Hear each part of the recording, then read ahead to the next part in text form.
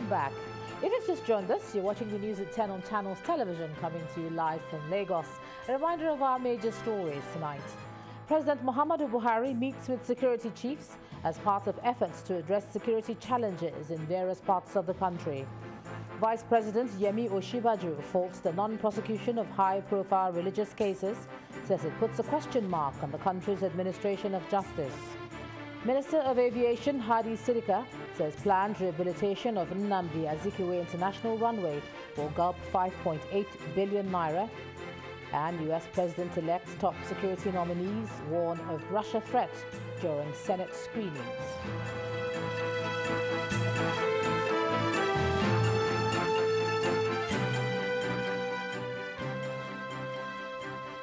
And for more on our top stories and others, please visit our website, channelstv.com and youtube.com/channelsweb. You can also watch us on the go on your mobile device. Log on to m.channelstv.com or download the Channels TV app for Android, iOS and Windows phones from their respective stores. Now, having the Channels TV and Channels 24 app will give you access to news and updates. You can also have the eyewitness feature, so you too can be part of the news. Just install the app, then tap and swipe to reveal the eyewitness menu and follow the instructions to share those pictures, videos or news of happenings around you. All right, now let's take a look at some of those photos. And we can begin here in Lagos State with an accident involving a fallen tanker on the Lekki-Ajah Expressway. Our eyewitness reporter wants the authorities to address the issue of tankers on the roads. Next is this one of a bad patch of road in Gwagwa, the Federal Capital Territory. Our eyewitness reporter wonders why this cannot be fixed by the authorities.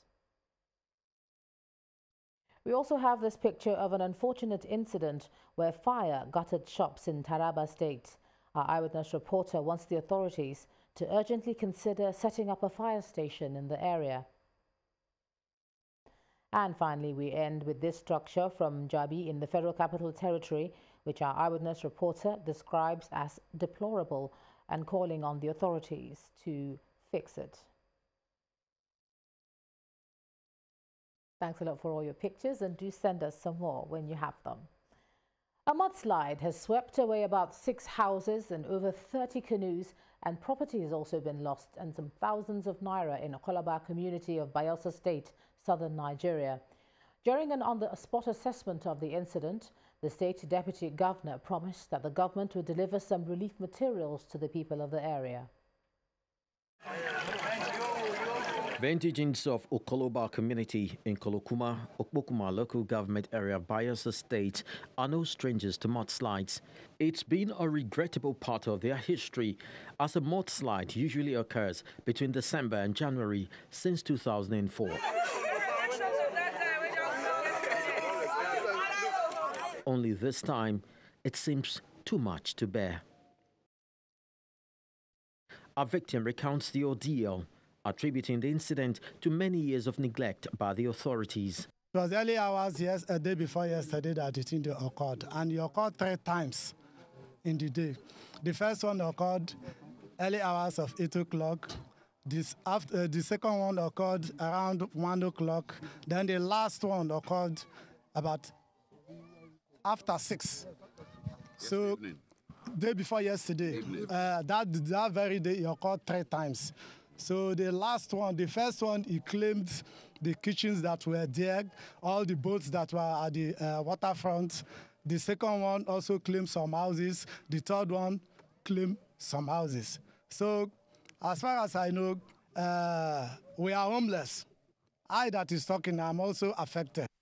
Aside a small percentage of persons who are civil servants, their major source of livelihood is fishing, a reason they reside close to the riverbank.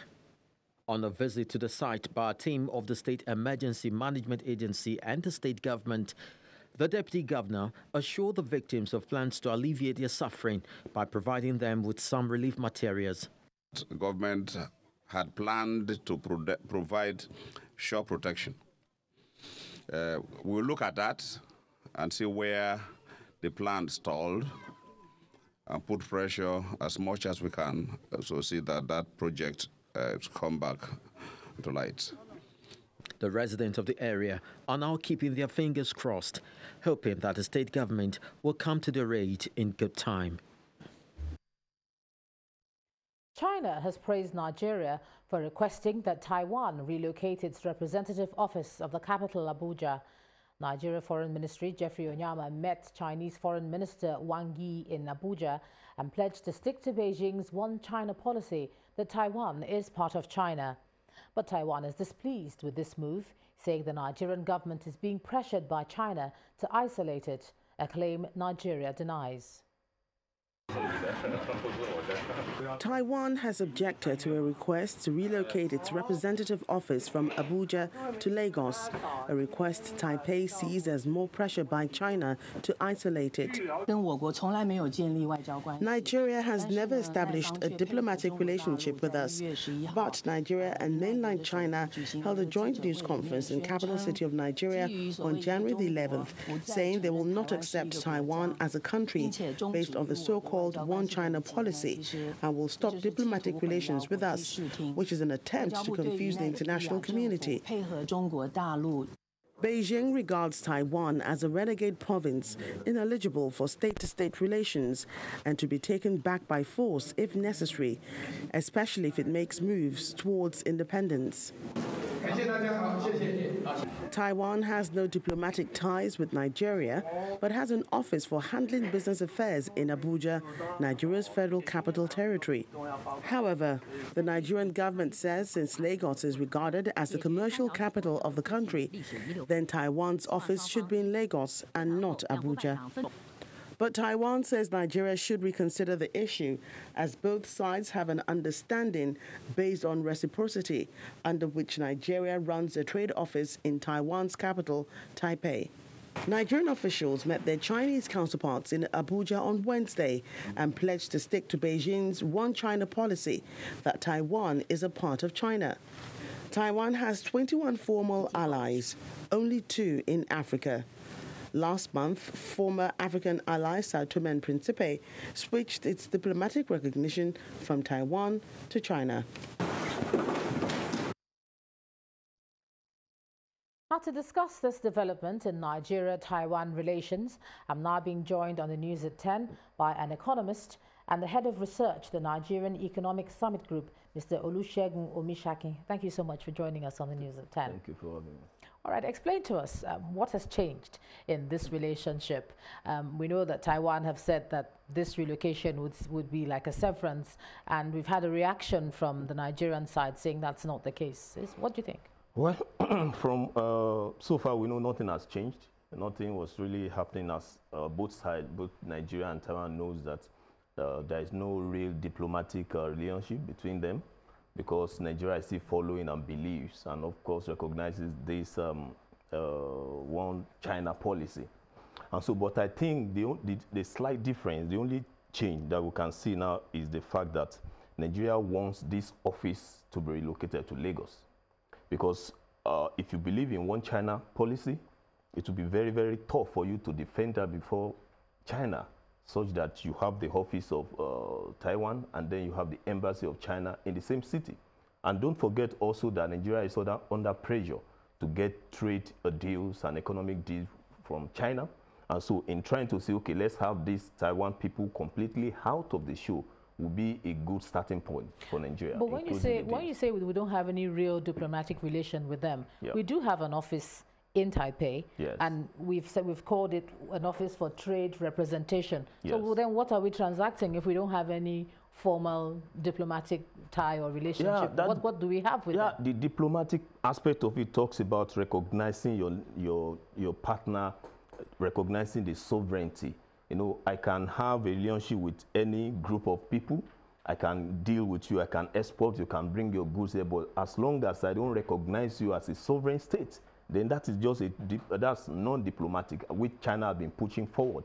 Wherever China goes, that is their aim. So China come to Africa and then make sure that such a thing is still holding. You don't have any diplomatic relationship with Taiwan. And if you look at both China and Taiwan, you will see that what the Nigerian government has done is to me, is the right thing that anybody could do. Number one, if you look at the relationship between Nigeria and China with respect to the volume of trade, you will know we have no choice. But in terms of diplomatic relations, for instance, is this not seen as some sort of diplomatic slight on their part? Because this is coming suddenly for us. Obviously, it's something that we want immediately and right now. How do you expect them to react, seeing that we also have an office in Taipei as well? Don't you see that as a problem moving forward? I don't see it as a problem. If you want to take a decision, you look at the costs and benefits. We are dealing with Taiwan, we have trade deals with them. We are dealing with China, we have trade deals with them. In all of our global trade, in terms of volume, China has about 22%. In terms of China deals, in terms of trade in ECOWAS, we have about 44%. In terms of total trade volume, we have about we have about 15 billion US dollar with China, and just about 3.4 billion US dollar with Taiwan. So if you want to see the difference, it's clear. What is our biggest, shall I say, what is the biggest thing we hope to gain from China right now? Because there's so much talk about all the different deals we're doing. Very little detail about what exactly we're going to gain immediately. So for us seeing this sort of policy coming out, what is this exactly that we're hoping to see in return in concrete terms from China? Last year, April, Nigeria entered these trade deals with China, including the currency swap. And so China promised us so many things. Number one, till now, China has already invested more than 22 billion US dollar in our infrastructure. About 20 is still ongoing. And China now promised another 40 billion US dollar. This is huge.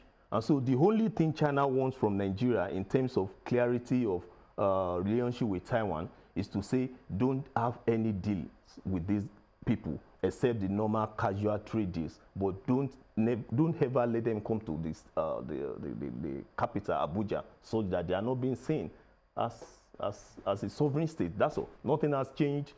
China has the money. We need the money. We want China to come. All right, but I think the only thing that has changed on the other side is we have an angry Taiwan who hope that we don't carry this through.